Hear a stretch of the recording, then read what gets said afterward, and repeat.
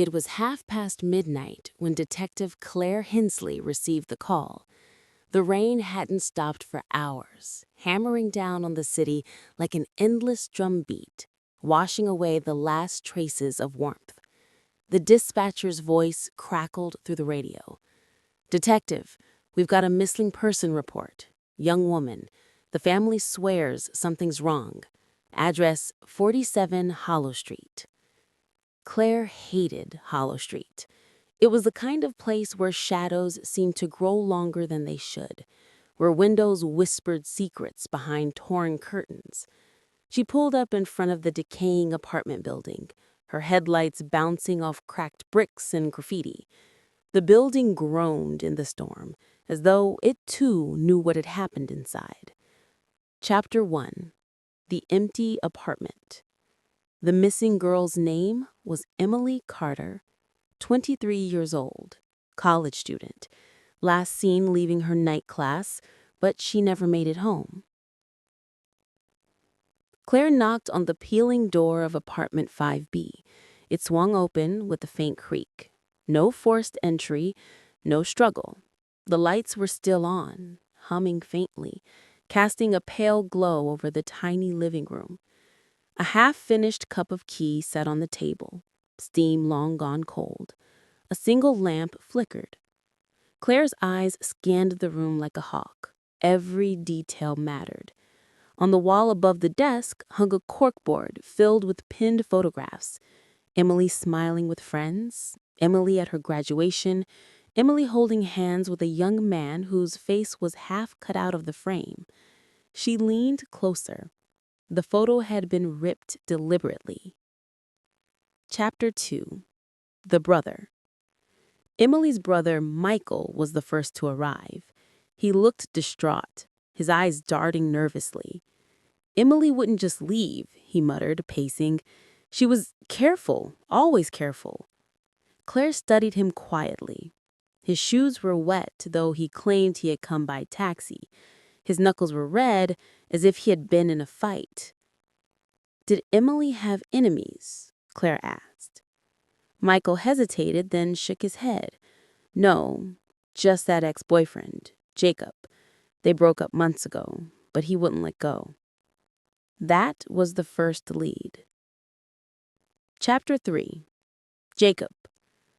Jacob lived 3 blocks away, in a cramped basement apartment that smelled of stale cigarettes and regret. He was tall, with dark circles under his eyes, and his hands shook as he spoke. "I didn't do anything to Emily," he insisted, voice breaking. "Yes, I called her last week, but she didn't answer. I swear, I haven't seen her." Claire noticed the small notebook on the counter. Scribbles filled the pages, Emily's name written over and over, sometimes with hearts, sometimes with violent scratches across it. "Jacob," she said softly, "obsession doesn't make you guilty, but it does make you dangerous." He swallowed hard. I loved her, but she loved someone else." "Who?" Claire pressed.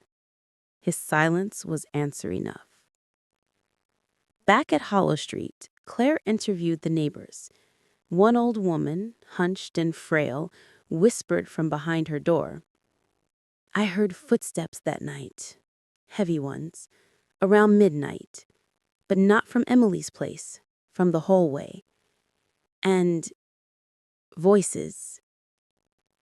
"Whose voices?" Claire asked. The woman shook her head. "Couldn't tell, but one sounded familiar, male, angry." Claire's mind returned to Michael, Emily's brother. Chapter 5. The Hidden Room. The storm outside intensified as Claire searched the building again. Something about Emily's apartment gnawed at her instincts. She pushed against the back of the bedroom closet, and the thin panel creaked. Behind it, a narrow crawl space. Inside, she found a shoebox filled with letters. Dozens of them. Love letters, but not from Jacob. From Michael. Claire froze. Brother and sister. The words were twisted, desperate, crossing the line between family and obsession. Chapter 6. Confrontation. Michael was waiting in the living room when Claire returned. His expression had changed, calmer now, almost resigned. "You found them," he said quietly. Claire didn't answer.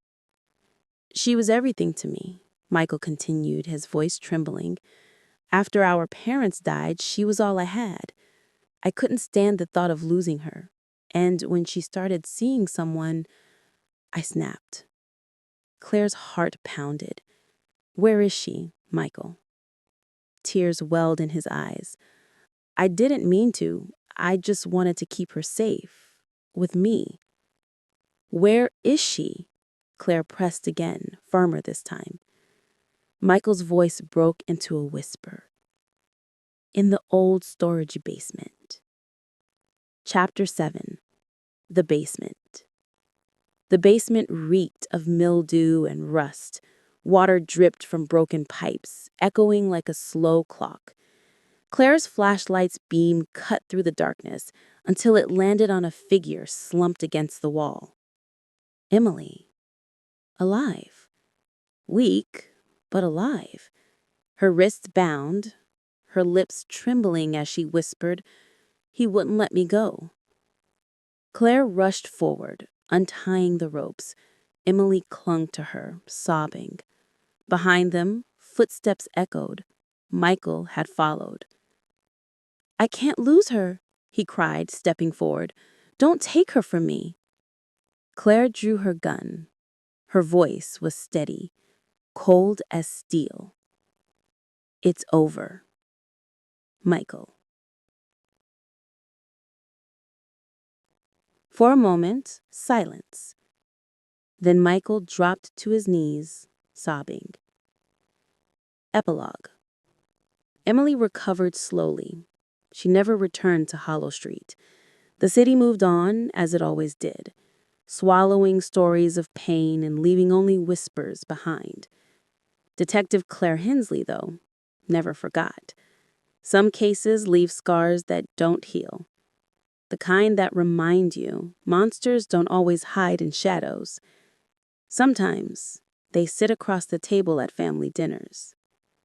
And Hollow Street remained cursed in her mind, a place where love twisted into something unrecognizable.